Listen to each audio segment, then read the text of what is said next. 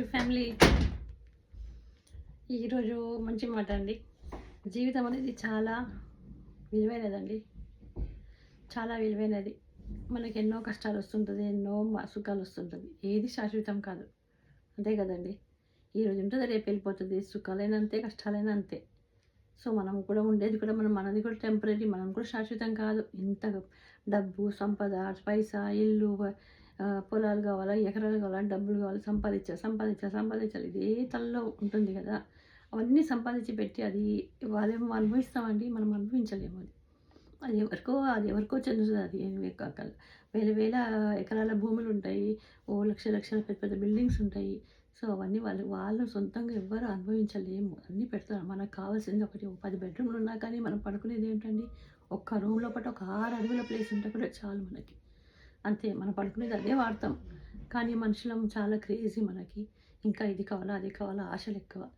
So okay, ఇవన్నీ పర్వాలేదు, అన్నీ మనకు చెందదు. అది మన పిల్లలకి, మన మనవరాళ్ళకి, వాళ్ళకి చెందుతుంది అవన్నీ చేసిందంతా. సో ఓకే, మనం కష్టపడి సంపాదించిన డబ్బులు అంటే ఇట్స్ ఓకే. మనం న్యాయంగా సంపాదిస్తే తప్పకుండా మీకే చేరుతుంది, మీ పిల్లలకో మీ వాళ్ళకే చేరుతుంది. కానీ అన్యాయంగా సంపాదించిన డబ్బులు మాత్రం మనకు ఉండదు.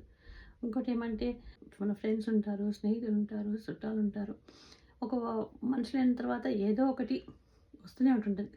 క్లాషెస్, కొట్లాటలు, గొడవలు, అల్లర్లు, మనస్తత్వాలు ఒక తల్లి రక్తంలో పుట్టిన వాళ్ళకే పడటం లేదు ఈ రోజుల్లో. ఇంకా బయట వాళ్ళతో ఏం పడుతుందండి, స్నేహితులు, చుట్టాలతో.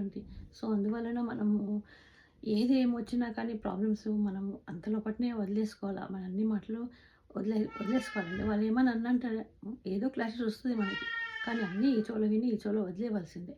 ఎందుకు చాలా కష్టం వదిలేయడం. కానీ మనం కొంచెం డీప్గా ఆలోచిస్తే అది ఏం లాభం లేదండి. ఆలోచించేది మనం వాళ్ళతో ఒక బగలు, కోపాలు పెట్టుకొని లాభం లేదు. అందువలన మనం ఎంత వీలైతే అంత మనము వదిలేయాలి. వాళ్ళ కర్మ వాళ్ళని పట్టుకుంటారు, అంతే. వాళ్ళ కర్మ వాళ్ళ మీద వదిలేయాలి. వాళ్ళ కర్మ వాళ్ళు చూసుకుంటారు. భగవంతుడు అని ఒకడు ఉంది కదా, ఆయన చూసుకుంటాడు. ఆయన మీద వదిలేస్తే మనకు న్యాయం దొరుకుతుంది. అది మనం కూడా వాళ్ళతో కొట్లాడి మనం గొడవ పెట్టుకుంటే మనకు న్యాయం భగవంతుడు ఇయ్యడు. మన కర్మ వాళ్ళ కర్మలు మనకు వచ్చేస్తుంది. అందువలన మనం ఎంత మటుకు సంతోషంగా, ప్రేమగా, న్యాయంగా మనం బతకాలి అండి. అంతేకాదు శాశ్వతం, ఏది శాశ్వతం కాదు. ఈరోజు ఉన్నాం, ఈ సాయంత్రం ఉన్నాం, రాత్రికి ఉంటామో లేదో రేపొద్దునికి మనకి కదా. అంతే కదండి. దేవుడు ఇంత పెద్ద సీక్రెట్ పెట్టిండు మనకి. పుట్టడం, చావడం అన్నీ ఆయన చేతిలో ఉంది. దినమంతా నడిపించేదంతా ఆయన చేతిలోనే. మనకి ఇచ్చేది ఆయన చేతే, తీసుకునేది ఆయన చేతిలోనే. సో ప్లీజ్ మనం అందరం సంతోషంగా ఉందాము. అందరినీ వదిలేసేయండి, ఈగోలు, కోపాలు అన్నీ వదిలేయండి, సంతోషంగా ఉందాం మళ్ళీ. ఓకేనండి, బాయ్ అండి, టేక్ కేర్.